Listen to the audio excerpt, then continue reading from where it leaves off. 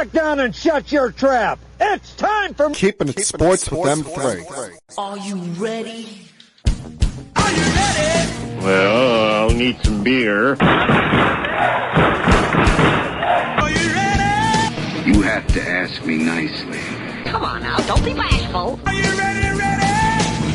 Are you ready for Place for the best sports talk and news surrounding each league. I can prove it with my usual flawless logic. Hey, man, this time I'm going to do it my way. What's your name again? And now, here's your host, M3, Mike Rosansky. Coming to you from Cherry Hill, New Jersey. It's time for Keeping It Sports with M3, powered by the Connecticut School of Broadcasting. Good afternoon, everyone. I am, of course, Mike M3 Rosansky, coming to you here on this Monday, the 25th day of November, the final Monday of the month, and just 3 days away from that big day, Thanksgiving. Arguably my favorite holiday of the year because we get to eat maybe the best meal of our entire year around family, friends, amongst other loved ones, and not really give a damn about anything for a while. But we'll concern ourselves with that when we get there because, of course, there's a lot of things I want to talk about this week. A lot of things that happened in the NFL and in the sports world on my mind that I would like to get to. And hey, I didn't have to watch my football team make me miserable, although they played their fair share of being annoying during their bye week, and only the Jets can be annoying during their bye week. So we'll get to that. We'll get to the other mess at MetLife Stadium, that being the New York Giants and where they go going forward. Also mix in some thoughts on baseball as they started to hand out the awards last week for the regular season, and one of the more hotly debated, hotly talked about things when it comes to baseball fans.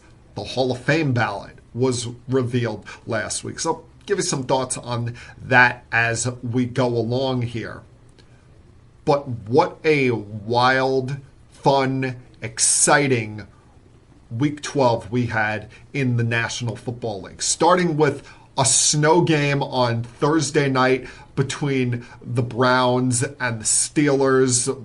Browns pulling off the upset there, to then yesterday afternoon, one of the craziest 1 o'clock schedules I can remember. Because I remember looking at this schedule last week and I'm thinking, there's not a lot of exciting games. Probably the most exciting game is the Sunday night matchup between the Eagles and the Rams, and we saw how that quickly became a snooze fest in the second half.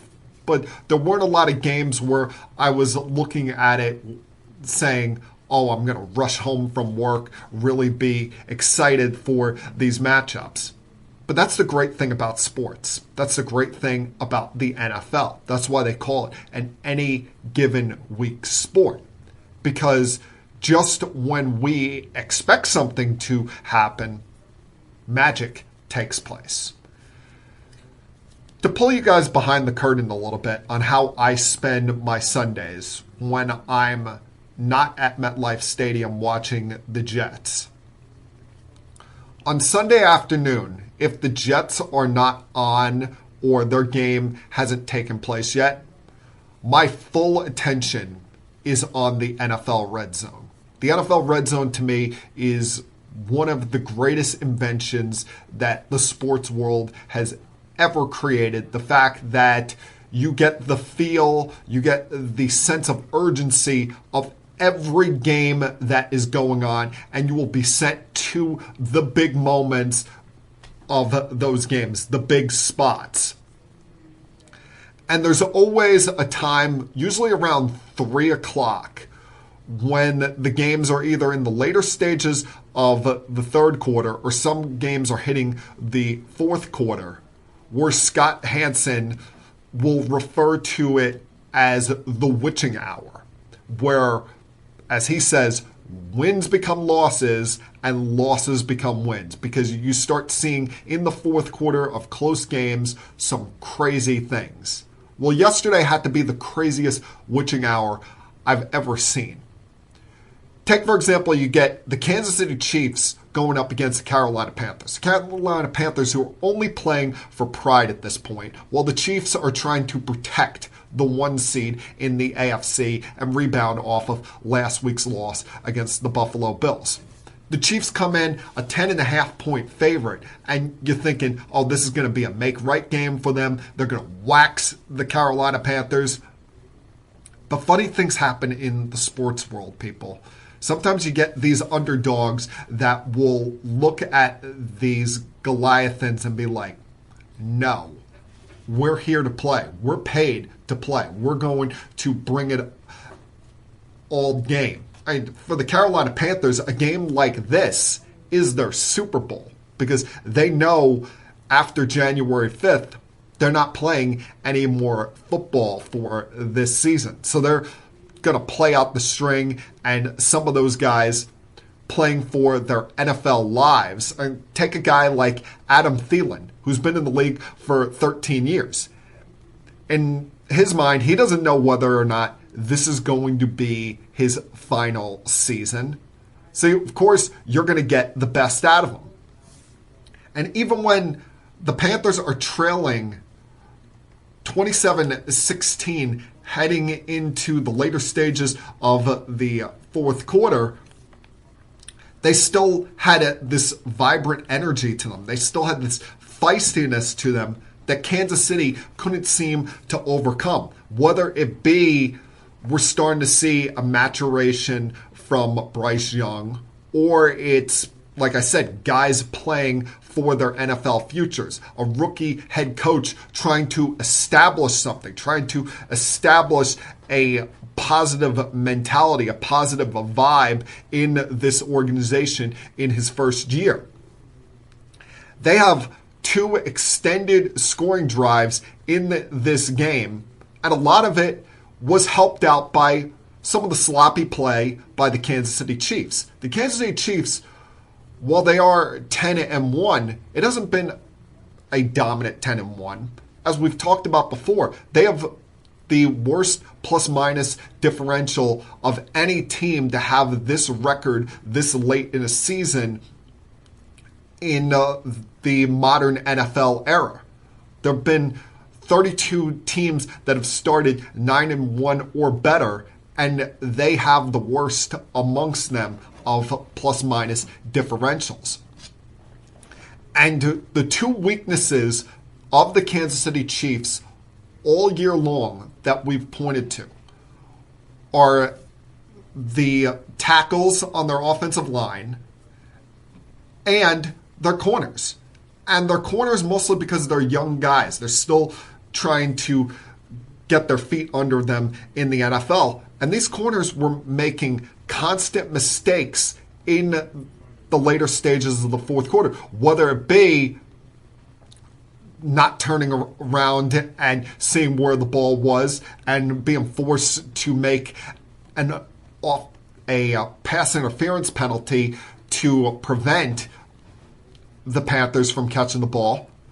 And those started to pile up. Those started to tack on there. You look at that game-tying drive by the Panthers, it was largely because of pass interference penalties that were made by McDuffie and Connor trying to stop both Moore and Thielen. And you start to think, once they got the touchdown and the 2-point conversion, could the Panthers actually pull this off? But on the other side is Patrick Mahomes, and you can never rule that man out. He had a drive that other teams dread of. Other coaches have nightmares over thinking about, wondering, all right, how much time is too much time to give Patrick Mahomes? To me, if the clock is above 0, that's too much time to give Patrick Mahomes. And him having 3 timeouts remaining in his back pocket, even with that, he made Mahomes magic on that final drive, including a 23-yard scramble that he could have easily gotten out of bounds on early in that drive. But he decided, no, I'm going to put myself at risk here and get us in closer field goal position, because you never know what could happen with that coin toss if they get to overtime. So while the Chiefs pulled off the victory, it certainly wasn't easy. But that wasn't the only magic. That wasn't the only craziness we saw in that fourth quarter, in that, as we call it, witching hour. Vikings-Bears was just wild at the end. I mean, you could argue that it was sloppy defense by the Vikings, a rare thing for them this year, and something I'm sure Brian Flores is going to get on them a lot this week, especially some of the failed coverages late in this game, and the catch by DJ Moore to get the 2-point conversion, or the fact that the Bears were able to get the onside kick, get the ball back, something that is a rarity in this NFL. With the changes in the onside rule kick recovery, we've seen only, I think, maybe 2 teams recover an onside kick successfully so far this year. And for the Bears to pull that off and force overtime here, get Cairo Santos into field goal position, who, you know, he had to be feeling the heat. You know, he had to have been feeling some self-doubt after getting a kick blocked last week. But to have a game-tying field goal to send it to overtime, you start to think, maybe this is the way the Bears get out of this malaise. Maybe we're finally starting with the change in offensive coordinator to see this Bears team step up and play some better football. But unfortunately, that offensive line greatly failed Caleb Williams in the overtime period, greatly failed his chances of overcoming what was a 2-score deficit and forcing overtime. After how great he looked in the final 5 minutes of that game, the Vikings defensive line brought him back down to reality, and they never really got anything going, allowed the Vikings to have a short field for a game-winning field goal, and were able to survive what would have been an awful, awful collapse by this team. I mean, when you have a division opponent on the ropes like that, they're down by 2 scores with only 2 minutes left in the game, you've got to be able to win that game. You've got to be able to come away with an easy victory in that circumstance. But we've seen this time and time again with Matt Eberflus teams. In close games, they're awful. When you look at it, 5-18 in one-possession games, there's a reason why this guy is 14-31 in his 2.5 years there, and why we're talking about him losing his job on Black Monday come January. But all of that pales in comparison to what was a crazy ending between the Cowboys and the Commanders. And it has me a little bit worried now about the Washington Commanders. Because this team started off 7-2. They look like a team that was way ahead of schedule when you consider you have a rookie quarterback, a team that doesn't have the greatest of weapons around their rookie quarterback, Jaden Daniels. Terry McLaurin's pretty good, but Zach Ertz is in the later stages of his career. Austin Eckler, they went out and signed in free agency. There's still some things they can work on that offensive line. But the Commanders have started to slip up here in their last 3 games, now on a 3-game losing streak. I don't know if it's because of their struggles on third down, where they were the best team on third down in the first 9 games at 47%, or now in the last 3, they're only at 31% converting third downs. whatever you want to point to, you should not be losing a game at home to the Dallas Cowboys, who are probably just counting the days until the season ends, Mike McCarthy gets fired, and they see what they're going to do going forward with a new head coach and whatever happens in Dak Prescott's future. But there were so many mistakes, so many mishaps by the Commanders in the fourth quarter. A game that was a snooze fest for the first three quarters. It was a 10-9 game going into the fourth quarter. And then in the final 8 minutes, insanity began to happen when you had the two teams put up a combined 31 points. Started by Jaden Daniels' pass to John Bates that was fumbled in short territory for the Cowboys to allow them to take a 2-score lead.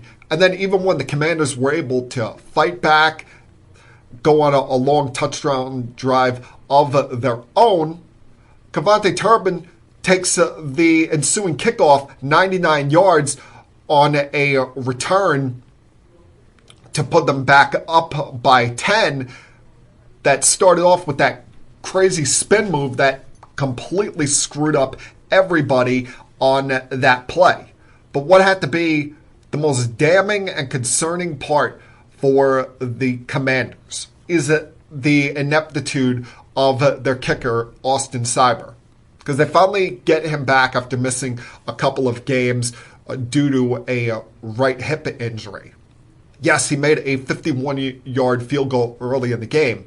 But watching that game, it was a really windy day down there in Landover, Maryland. It was not one that was going to be in favor of the kickers at all. Yes, he made it a 51-yard field goal to get them within one score at one point. And you commend the Commanders' defense for getting a 3-and-out, allowing them to get the football back.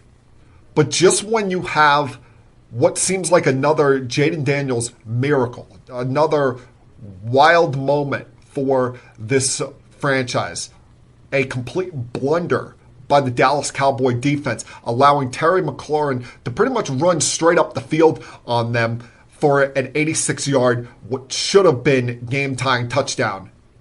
Seibert misses the extra point. And from there, you knew that the Commanders were going to be coming up short in this game because what happened in the Bears game is not the norm.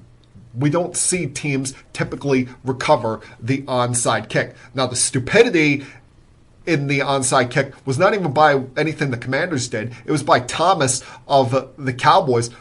Yeah, you got a clear lane to the end zone, but why the hell are you trying to score the touchdown there? Go down, take a knee, realizing that the Commanders have no timeouts left, that you can run out the clock in that point. Mike McCarthy was ready to lose it, knowing that the Commanders, with 14 seconds left on the clock, there's still a chance there for Jaden Daniels to have a Hail Mary. We've seen it before. They're very fortunate that it got knocked down and wasn't completed, even though it would have taken a 2-point conversion to tie up this game and force overtime. But you're very fortunate in that spot that this boneheadedness by this kid did not come back and bite the Cowboys. But I am concerned about our darlings, the Commanders. They've now lost 3 consecutive games. They've fallen 2.5 games behind the Eagles in the NFC East. They're barely holding on to the 3rd NFC wildcard spot. And whether it's their problems on 3rd down, whether it's their lack of ability to run the football, or it's Jaden Daniels hitting some kind of rookie wall, they've got to get things straightened out real quick. Now, you've got the chance to do that this coming Sunday against the Tennessee Titans. Although, as I said, nothing is certain, nothing is guaranteed. And we saw the Titans go spoil things for the Texans on Sunday.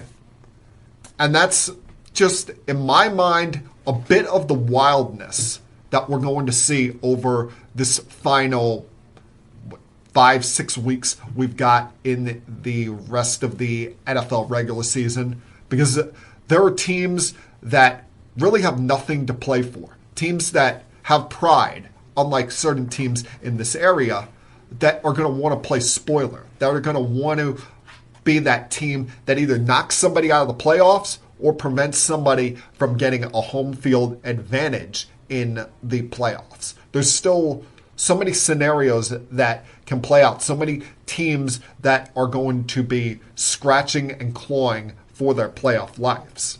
And we're going to get to some of those as I move along here. Like I said, some thoughts on things that went on with the Jets and the Giants this past week. Even in the Jets bye week, they somehow make news.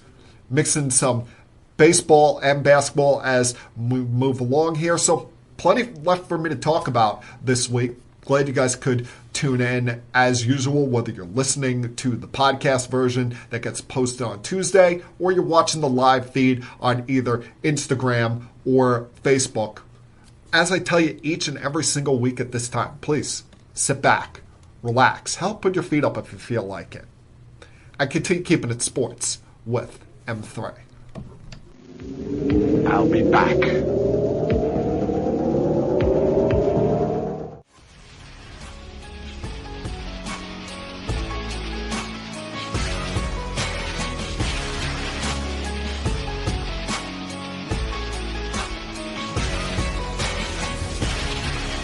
I mentioned a little bit earlier that Week 12 got off to a start with a wild snow game between the Browns and the Steelers. And that should have been the first sign to us of what a crazy Week 12 was going to be, especially when you take into account, yes, it's a division matchup, but the Browns got nothing to play for. They are without their franchise quarterback, Deshaun Watson.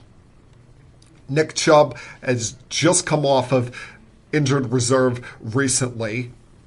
And the Steelers are trying to fend off the Baltimore Ravens in the AFC North. Well, craziness happened there because Jameis Winston, while he wasn't perfect on the night, wasn't something that you're going to put in the football archives.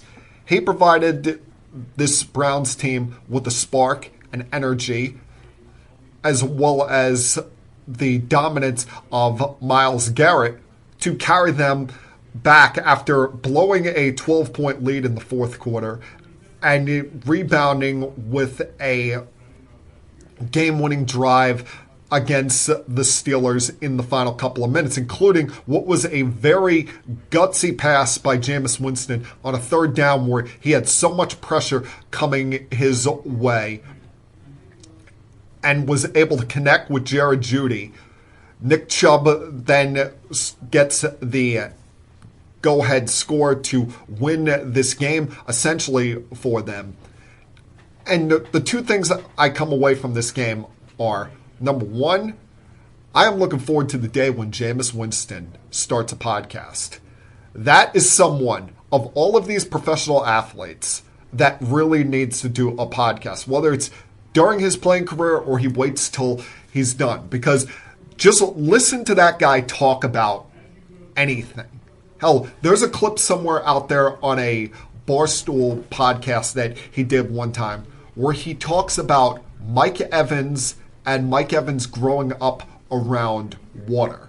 It's maybe the most fascinating 3 minutes of audio I've ever listened to or witnessed, and just his facial expressions as he's doing it. And then you hear his pre and post game comments on Amazon there. It was just hilarious to watch. He is one of the true characters of the game and a treasure that, whether he gets a starting gig next year with somebody or just continues on as a backup here in the NFL, we are all better as NFL fans having Jameis Winston in our life. And the other thing, George Pickens is one big giant brat. The nerve of this guy after the game to be whining and complaining about the field conditions, saying, quote, conditions played a huge part in today's game. I really don't think the Cleveland Browns are a good team at all. I think the conditions kind of saved them today. The snow, the conditions were so bad. I don't even think the quarterback could see sometimes. And when you got conditions like that at the opponent's home field, it kind of plays in a favor. Hello, George. It's not like they just had some machine over the stadium that decided, all right, it's going to snow during the Steelers' offensive drives and be clear as a daylight during the Browns' offensive drives. No, it was just as bad for both teams. And hell, your team was trailing by 12 before the snow even got started. So what the hell are you talking about? See, there's a reason why a guy like this, for as talented as he may be at times, was taken in the second round. Because he lacks maturity, he lacks focus. Hell, he was more concerned with getting in a shoving matchup with the corner he was going up against on that final play of the game than he was trying to make a play at the football. And these are the kind of things this guy focuses on. Why is it all the time the Pittsburgh Steelers, for as classy an organization as they are, as well run as they are, as consistent a model franchise as they are with the consistency they've had at head coach, why is it that they always seem to have one of these knuckleheads come along at wide receiver? Whether it's Antonio Brown or now George Pickens, and I'm not trying to put George Pickens on the level of Antonio Brown just yet, but this kind of stuff, this kind of nonsense. I mean, for as great a coach as Mike Tomlin is, he's got to wonder sometimes, is a clown like this even worth the headache? I'll tell you who's got to be very happy, very fortunate right now, and that's the Houston Texans. Especially if you look at the standings as we sit here today. The Houston Texans have got to be the happiest team in the world that they play in the AFC South, because with the lack of consistency this team has shown after what was a strong 6-2 start, they've now lost 3 of their last 4 games. And I know there's been some injuries mixed in there. They were without Nico Collins for a time. They're without Stephon Diggs for the rest of the year. But this was a team, with how they got off to their start in the year, that I really looked at and said, maybe they could be a challenger and put a little speed bump in there on the route to the Super Bowl for either the Chiefs, Bills, or Baltimore Ravens. I thought with the struggles of the Cincinnati Bengals that they would be that 4th team to step up and be one of those, should I say, 4 horsemen in the AFC to be a strong contender to represent the AFC in the Super Bowl this year. But recently, they've been proving me wrong. I don't know if it's some hangover effect from losing to the Jets on Halloween, whether it's the loss of Stephon Diggs, but they're playing awful football right now. And you've seen a lot of blunders from this team, whether it be Stroud's interceptions yesterday, that one of them led to a scoring drive by the Titans right before halftime to give them some momentum, or what should have been a game-tying field goal by Kai Fairbath in the 4th quarter turned into a blunder for him as he missed that. And we were just celebrating him early in the game for setting an NFL record with his 12th 50-yard or more field goal of the season, and he misses what should have been a routine chip shot in that spot. Then to late in this, when you're trying to make one last valiant surge, one last valiant comeback, for Stroud to get sacked in the end zone, give up the safety there, blew their chances against a team that, quite frankly, they should have blown out. A team that has been in give-up mode, or at least the organization has been in give-up mode since they traded DeAndre Hopkins, because it's clear that Will Levis is not their long-term answer. Will Levis was trying really, really hard to give up that game yesterday with the turnovers he was creating, with the number of times he got sacked in that game. The Texans' defense, they came to play for the most part. But there's only so many times you can give the opposition a short field and think that your defense is going to hold up. I wouldn't be surprised if there is some damage control that needs to be done in that locker room, because if I were a member of the Texans defense, I would be furious right now with the sloppiness by their offense and special teams. I mentioned about 2 weeks ago that the Dolphins are a team that intrigues me. The Dolphins are a team that, despite their 2-6 start, I could see them getting hot here over the final stretch of games and making a late surge for the postseason. The problem that we run into when it comes to the Miami Dolphins is two things. Number one, you've got the Denver Broncos 2 games ahead of them. One in the loss column, but they've got 2 more wins than the Miami Dolphins right now. The Broncos, who still, I don't believe, have had their bye week yet. Kind of late in the season for that to be coming, but could be a good thing for Bo Nix to get a little break and avoid that rookie wall late in the year. But you've seen this Dolphin team get on a run here, winning 3 consecutive games. Tua has been awesome in the last 3 games, throwing 11 touchdowns, only 1 interception, has the best completion percentage in the NFL. You're starting to see the emergence of Jonnu Smith on that offense. Jalen Waddle's been consistent. They've still got things going with their ground game, and their defense has been taking no prisoner against teams that they should beat. But the problem that they've run into is, A, the Broncos being ahead of them in the standings for the wild card, because the Dolphins are not catching the Buffalo Bills. They've been swept in the season series and are 4 games behind them. And the thing that always runs into being a problem for the Dolphins is going to be coming up here in short order, and that is cold weather. They're amazing down there in Miami. We saw them play great in LA a couple of weeks ago. But where Tua Tagovailoa struggles is in bad weather conditions. And you're getting your first example of that against the Packers on Thanksgiving night. And then you've also got to run up against that again in Week 18 at MetLife Stadium against the New York Jets, even though that will probably be a 1 o'clock game. And the Jets will have nothing to play for. The Black Bags will already be out in the locker room preparing to pack up and go home for the offseason. I would expect that is a game that the Dolphins are going to need to win and still be in the mix of things for postseason consideration. But cold weather has been the bugaboo for Tua Tagovailoa so far in his career. I mean, think back to that playoff game against the Chiefs last year. That was one of the worst performances we've ever seen from a quarterback in a postseason. He could not throw the ball forward.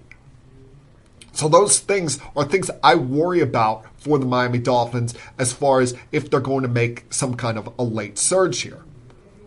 Another team I'm a bit worried about, a bit concerned about, and this is a team that we've long looked at as a Super Bowl contender coming into this year. But now you go to most of these gambling sites, there's a better chance of them not making the postseason at all than there is of them getting to the Super Bowl. And that is the San Francisco 49ers. And I'm ready, I don't know about the rest of you, to stick a fork in it as far as the San Francisco 49ers Super Bowl chances are concerned for this season. Especially when you look at it, right now they're in 11th place in the NFC. They're in last place in the NFC West. And what they're very fortunate about is that no one has truly run away with things in the NFC West. Everybody is at that 6-5, 5-6 mark, with the Rams getting blown out by the Eagles last night.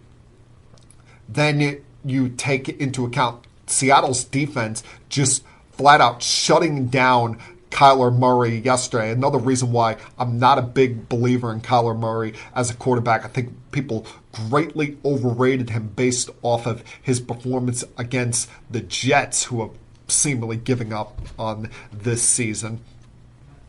But the 49ers, I know they've had a lot of injuries, but I think a lot of this has come from the fact that you look at them the last several years. They have always been in either the NFC title game or in the Super Bowl.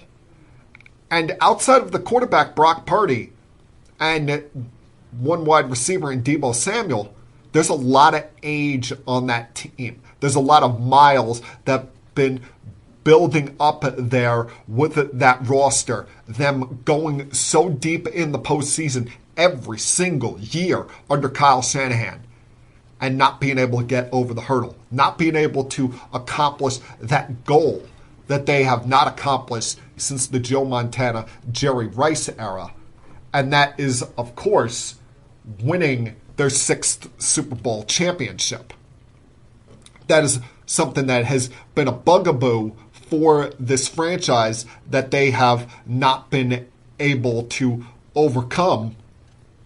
And now you're seeing it with a team that was without Bosa yesterday, was without Trent Williams, and it had to play without Brock Purdy, throwing out there Brandon Allen. And what did you expect to happen against a Packers team that, yes, Jordan Love can be a bit sloppy with the football at times, but as long as he didn't just give away the game to the 49ers, as long as he didn't just start chucking it around, throwing interception after interception, which he can still have the propensity to do at times, you didn't think there was any way for the 49ers to have a shot in this game. The 49ers would have had to have played the most perfect game ever. You would have had to have seen Brandon Allen pull out of his rear end a performance for the ages to overcome the Packers in that crowd, in those weather conditions, and without the star power you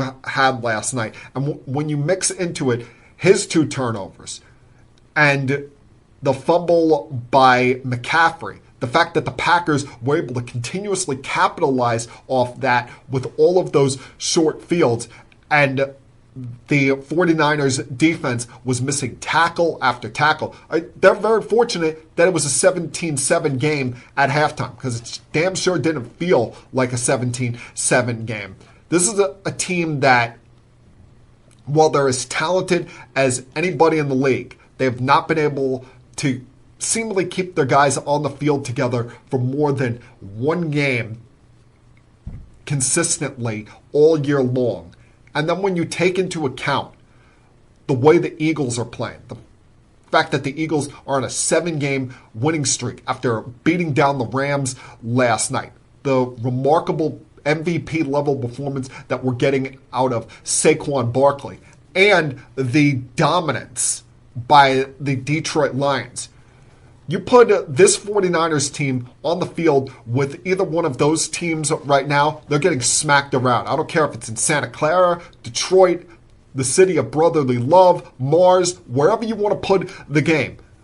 They would get torched by both of those teams. And I have a hard time believing in them even getting by one playoff game right now, especially when you consider, yes, I know the division is very inconsistent and it's right now up for grabs with 6 games to go. But say they got to face the Eagles in the first round, or the Vikings in the first round, or the Packers. You really have confidence that this team is going to come in there fully healthy, yeah, even without Ayuk, healthy for the most part, and be able to get by them? I don't. And I said before the season that they were under the most pressure of any team in the league, because you were coming up on a time where you had to make a decision financially on Brock Purdy. You were not going to have a high enough draft pick to potentially draft a succession plan if you wanted to move on from him. and you had a lot of age on this team and a lot of guys whose contracts are coming up that you're not going to want to renew. The window for opportunity, I could be wrong, but it looks like it is past the San Francisco 49ers by. I'll be back.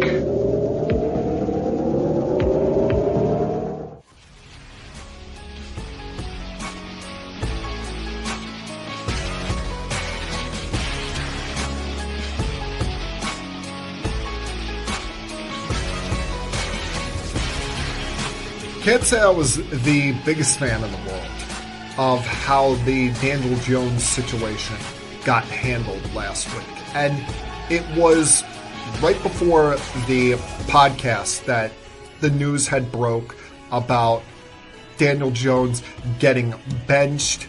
They were going to go with Tommy DeVito going forward as the starting quarterback.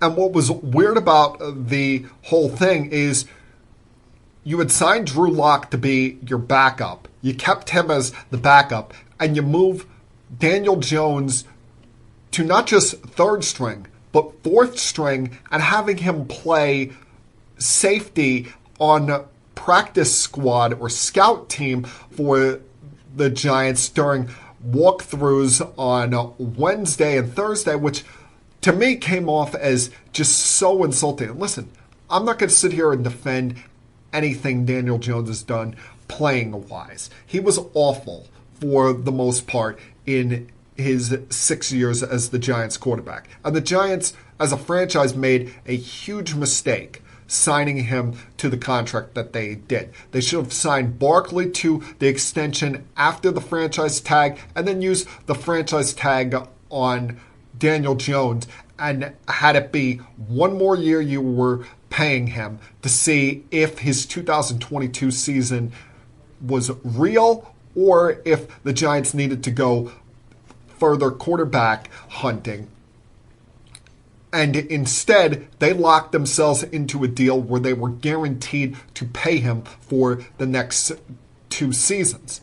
And then to compound that, you don't get one of these quarterbacks in this past year's draft that right now looks like a killer draft, with the fact that Caleb Williams, people still have a lot of high expectations on him. Jaden Daniels, up until the last 2 weeks, looking like the runaway rookie of the year. Bo Nix being on a bit of a heater in the last month. We haven't even really seen Michael Penix Jr. get going yet, and we know J.J. McCarthy is coming off of an injury and could be the Vikings quarterback next year.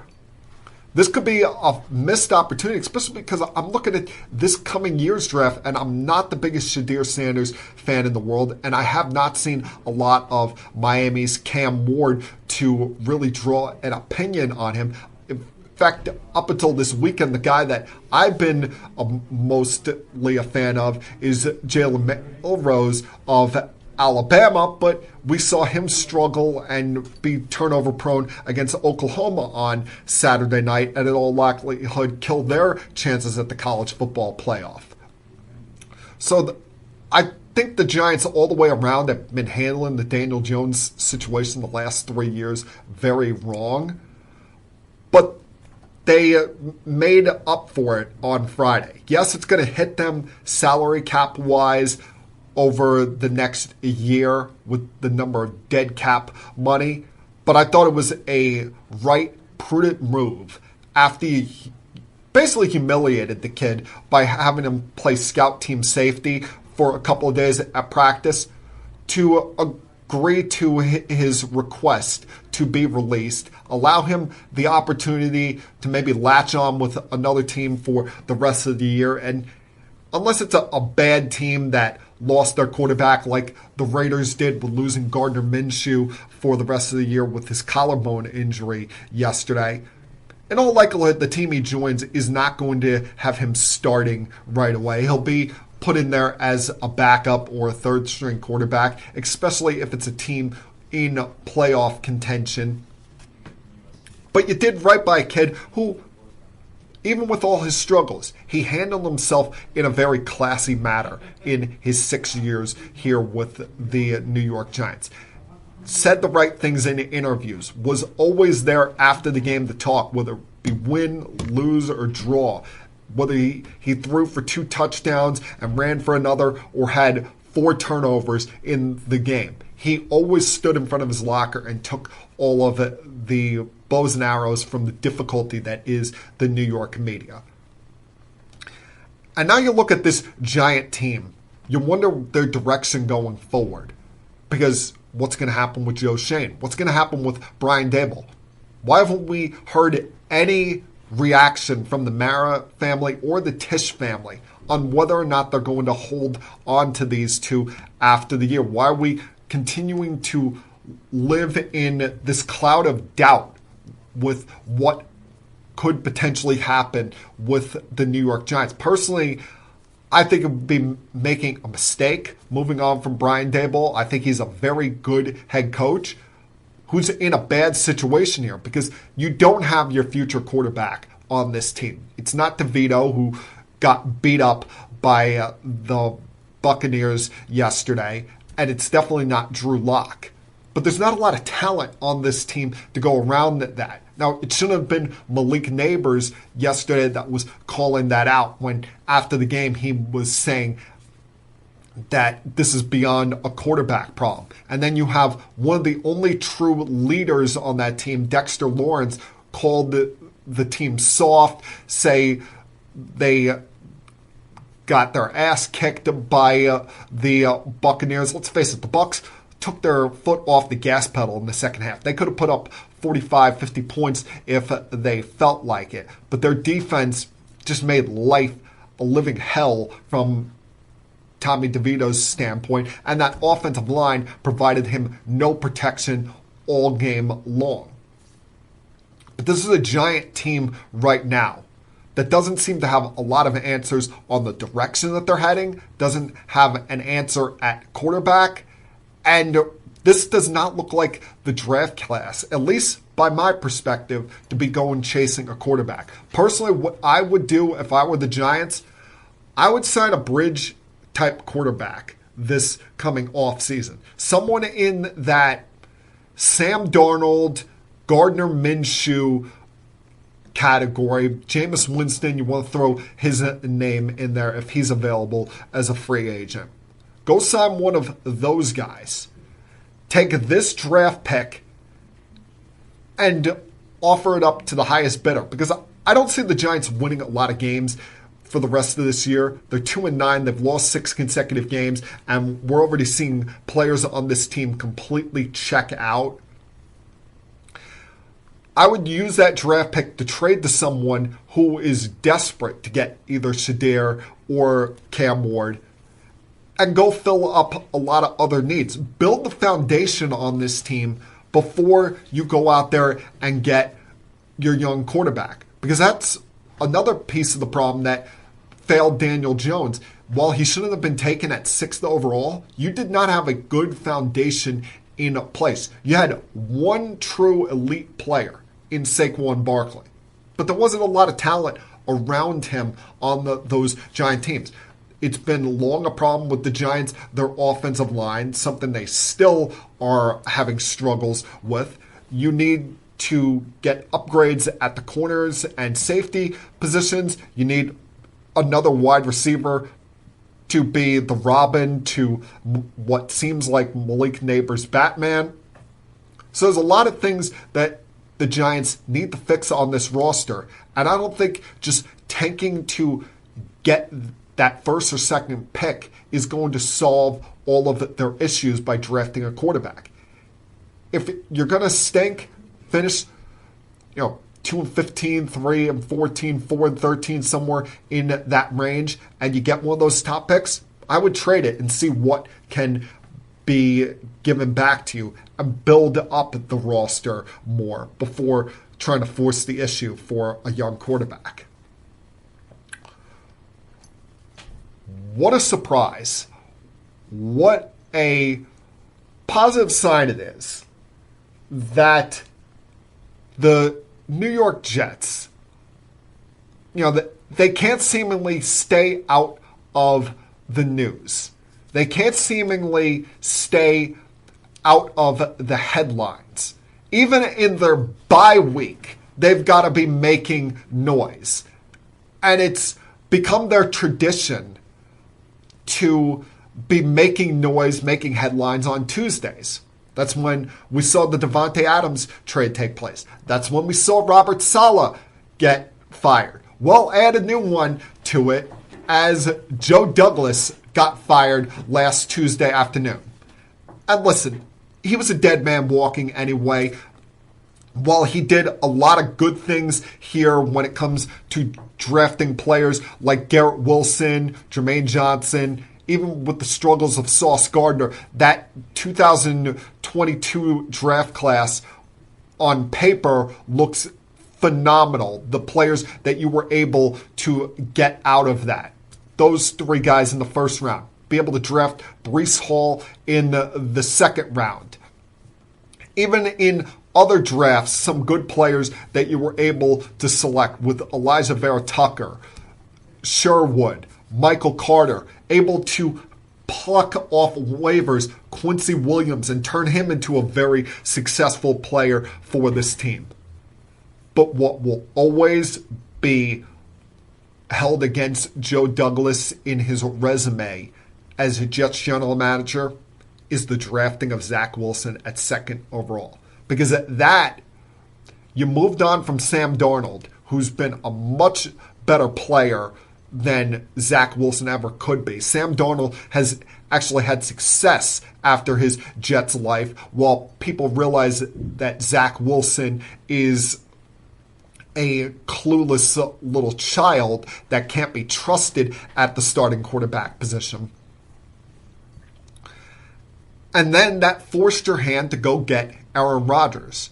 And we see what a disaster that has turned into. What a train wreck that has turned into. So much so that even with the reports of Aaron wanting to play in 2025, he may not want to do it with the New York Jets. And my question is, where the hell does he think he's going? Where the hell does he think that he's just going to plop down and be like, I'm going to save all of your problems because I'm the most talented quarterback or one of the most talented quarterbacks of all time? He saw a desperate franchise. He saw a team that had talent but had never won a damn thing, and a head coach, general manager, and owner that he could have full control over, that they knew would bend over backwards and kiss his rear end.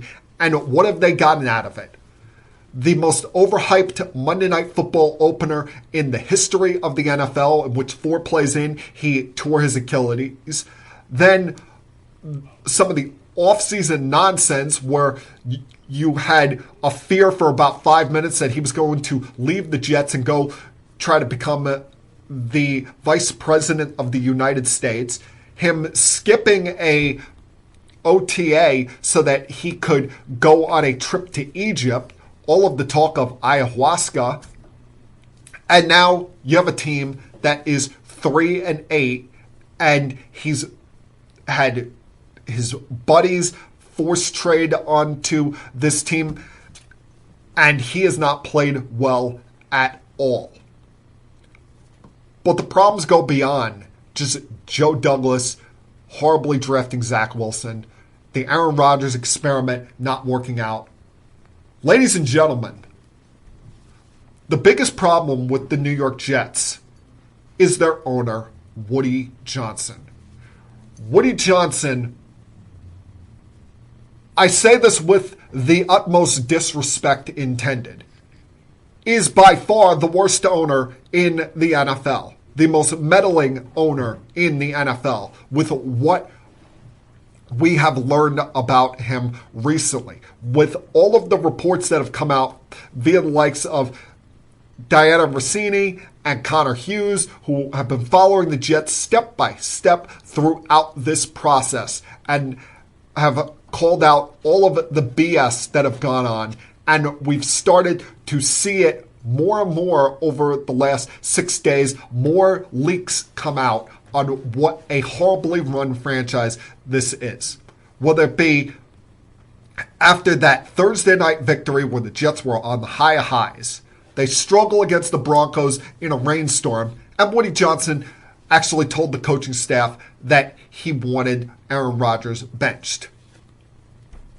He fires Robert Saleh after they lose in London, and at the time the Jets were only 2-3, still had a chance to make something out of the season.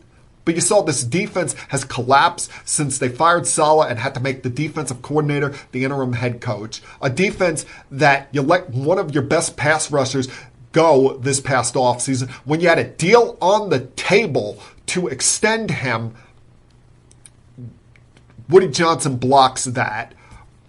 Woody Johnson blocks a trade that could have got you out from under the Allen Lazard contract, brought in a young receiver in Jarrett Jeudy for Lazard at a second-day draft pick, but no, he had to stick with Lazard. That's been a wonderful signing for these Jets. He's forced Joe Douglas to get rid of some of his top advisors, top people on his staff, seemingly ripping away all of the power from Joe Douglas with firing his top advisor, Chad Alexander, firing his close friend, Rex Hogan. Pretty much, Woody Johnson had Joe Douglas around as general manager by title only.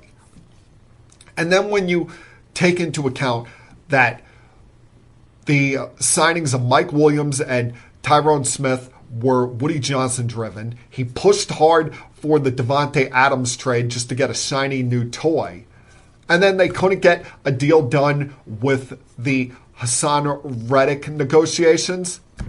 This is an all-around mess that has been created by Woody Johnson. And to pull you back behind the curtain a little bit, I don't like to get political here, but I will say this.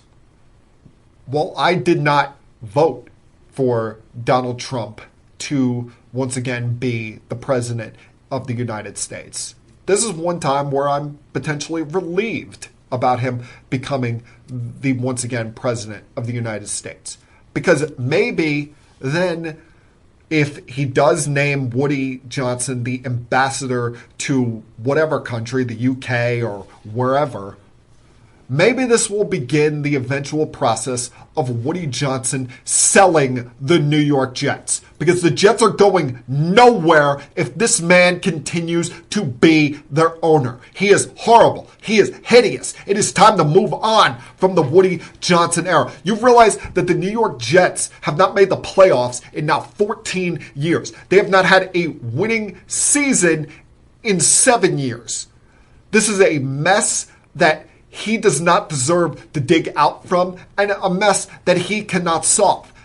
And that's why I say this as my prayer of prayers. I was just looking at one of these gambling sites, and amongst them, you know who is considered the odds-on favorite if the Jets were put up for sale to become the next owner of the New York Jets?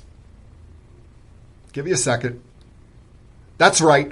The founder and owner of Amazon, Jeff Bezos. In all sense and point, my boss. And I pray each and every single day. I know Jeff Bezos has wanted to become an NFL owner for a while now. Boss, please save the New York Jets. Buy the New York Jets. Get them away from this moron. And maybe you can have some football sense. Put a real head of football operations in place there that will sign the right personnel, hire a general manager who will then choose his head coach, not the other way around. Because you look at it, one of the model franchises in this sport, the Philadelphia Eagles, I could not tell you who their owner is, but I can tell you this: Howie Roseman runs the Philadelphia Eagles without interference from ownership. He chooses the head coach, who chooses his coaching personnel, and together they work as a unit when it comes to putting that roster together. You don't have meddling from an owner. That doesn't work in the NFL. That doesn't work in any sport, especially if you want to be successful, you want to have any form of consistency, something the New York Jets will never have with Woody Johnson as their owner. I'll be back.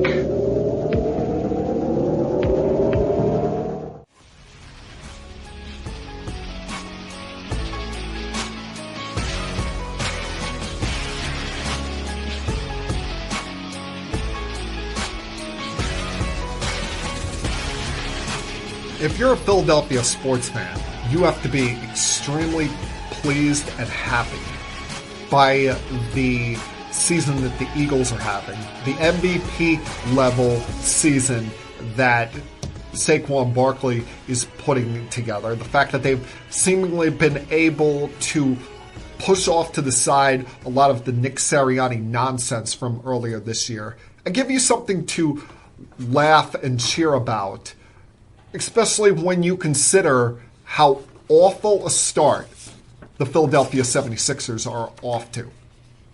There's only one team in the Eastern Conference that has a worse record than the 76ers right now, and that's the Washington Wizards, who are on a 10-game losing streak right now. The 76ers are 3-13. You realize they've had one game played together by their big three trio that they spent so much fortune to put together in Joel Embiid, the trade for Paul George, and then the extension they gave to Tyrese Maxey. 16 games, and they've played one game together. And after a 4-game losing streak last week, they had a team meeting where, to me, the biggest positive that came out of that team meeting is finally someone stood up to Joel Embiid. Finally, someone called him out for all of his crap and the fact that he's seemingly late all the time and the impact it has on that team. Now, it took the one guy that he loves and respects on that team, Tyrese Maxey, to do that, who's like a little brother to him. But that's a cloud that's hung over that organization for a long time. And to me, they've got to stop building this team around Joel Embiid. Stop building this team about being about Joel Embiid. Because the worst thing about Joel Embiid, besides his seemingly laziness and his unaccountability that we're finding out here, and he can bitch and moan about it all he wants, complain about it being leaked to the media. We all were going to find out about it anyway at some point if somebody was traded off of this team or from a coach if they got fired. His availability is the worst thing about Joel Embiid. It's one of the reasons why I laugh and get annoyed with all these people who want to put Joel Embiid in the MVP conversation every year, or want to talk about him and compare him to some of the all-time great centers. Please, he's nothing like those greats. He's nothing like the Mount Rushmore of centers. The only one in the league right now that has an argument to maybe someday be talked about amongst them is Jokic. That's it. Not Embiid. Because Embiid, for as much as we get on Anthony Davis for his unreliability, his health concerns, Joel Embiid is even worse, and he's gotten the free pass over the years. You realize that this guy has played 65 games in a season only twice? You realize he's played 60 games in an NBA season over the course of his now 9 years in the NBA, and I'm not counting the first 2 years because he missed his first 2 seasons with back issues.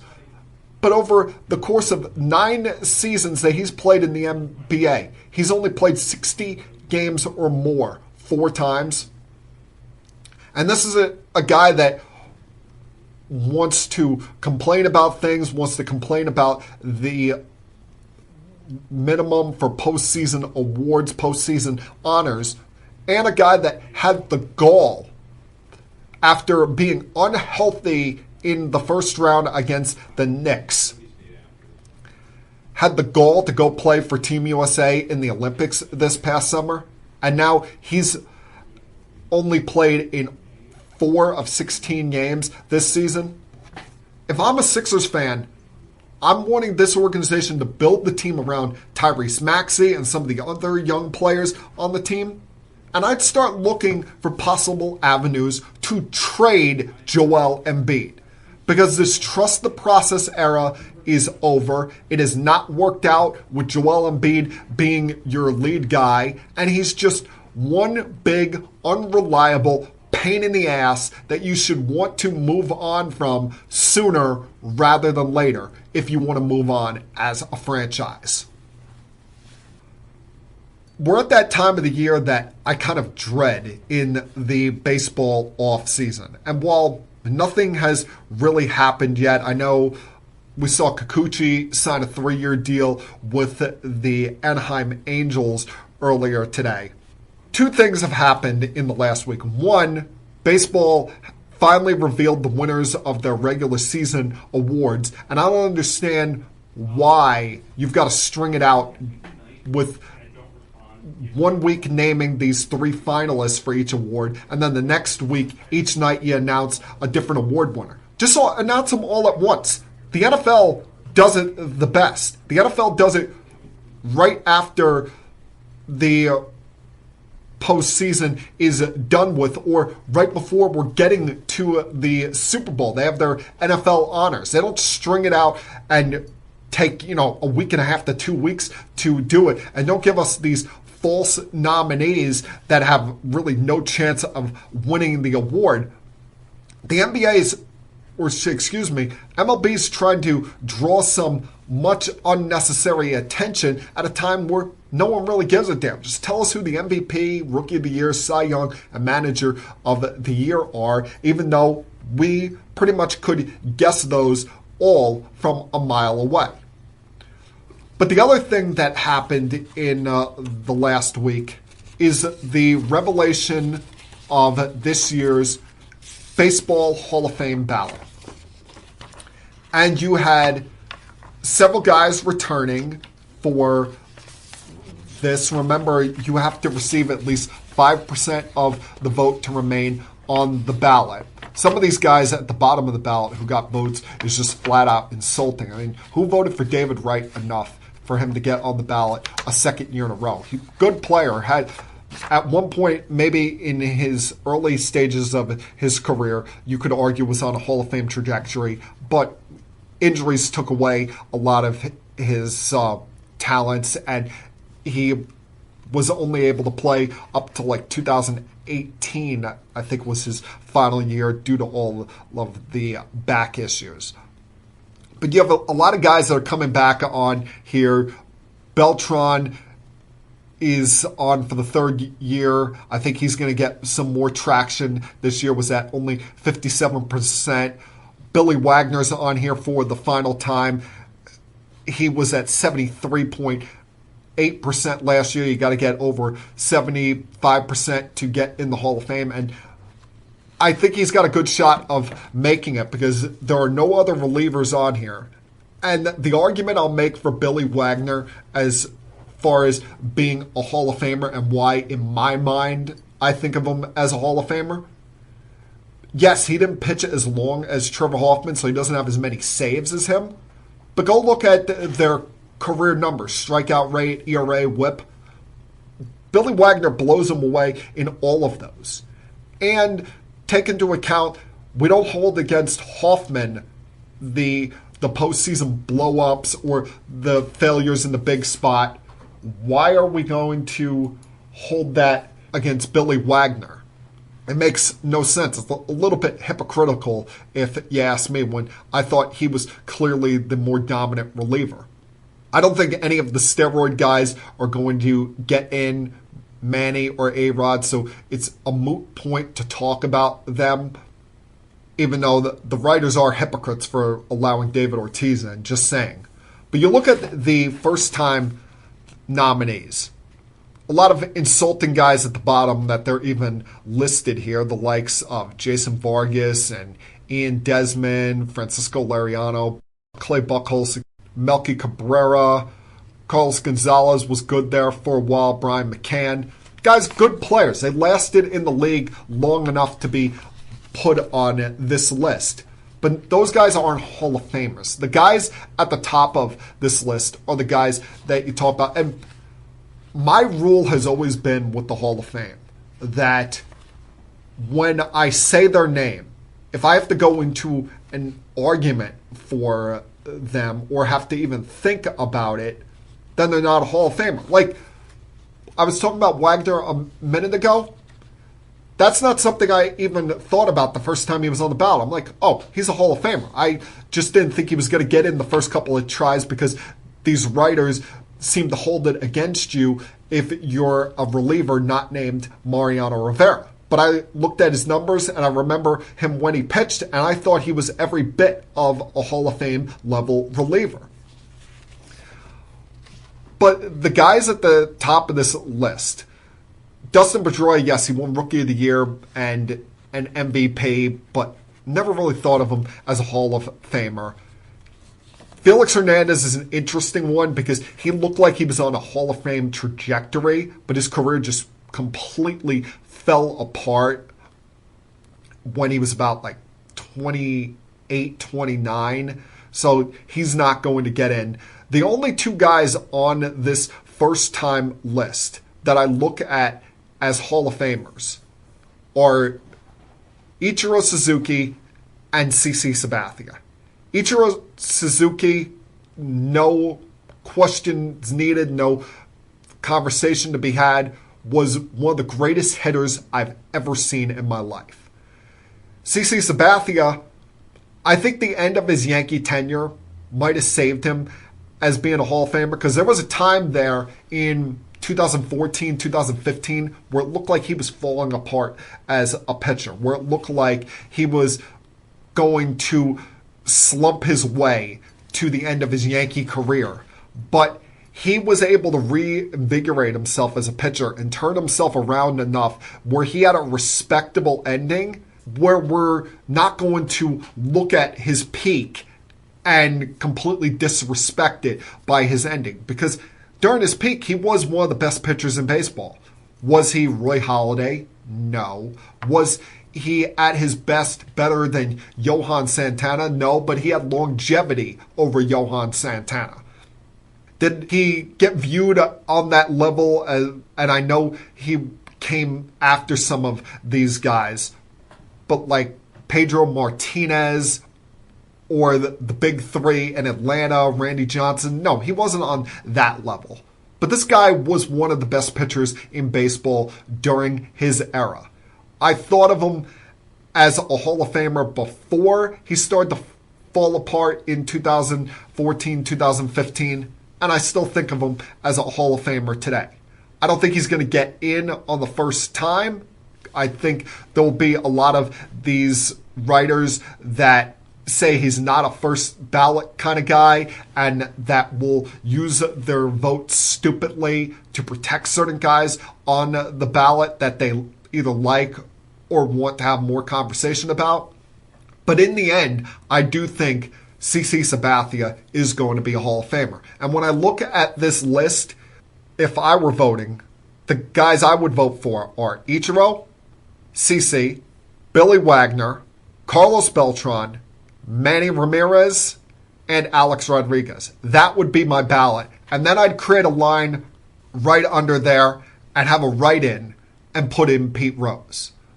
I knew this was going to happen, and unfortunately I do think it will happen this year, and the writers will have egg on their face. They're all going to grow a you-know-what and decide to postpartum put him in the Hall of Fame. It's a shame that it had to happen that way, but it's the only right thing to do to finally honor that man's career because he was the true all-time hit king, and despite what you want to say about him, deserves his place in Cooperstown.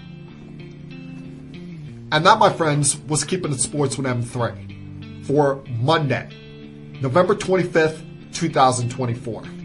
Everyone, please have a great night. Have a fun, safe, happy, healthy week. And most importantly, enjoy Thanksgiving. You only got one life, people. Might as well try to live it up and enjoy what is probably my favorite holiday of the year. And I'll talk to you guys again, same time next week. Until then, peace. We have to go. Good night, everybody. I have had enough of you! Thank you for all the fun. Thank you. Hey, shut up, will ya? I don't want to see you, I don't want to hear you, I don't want to smell you. Now leave. I'll be back.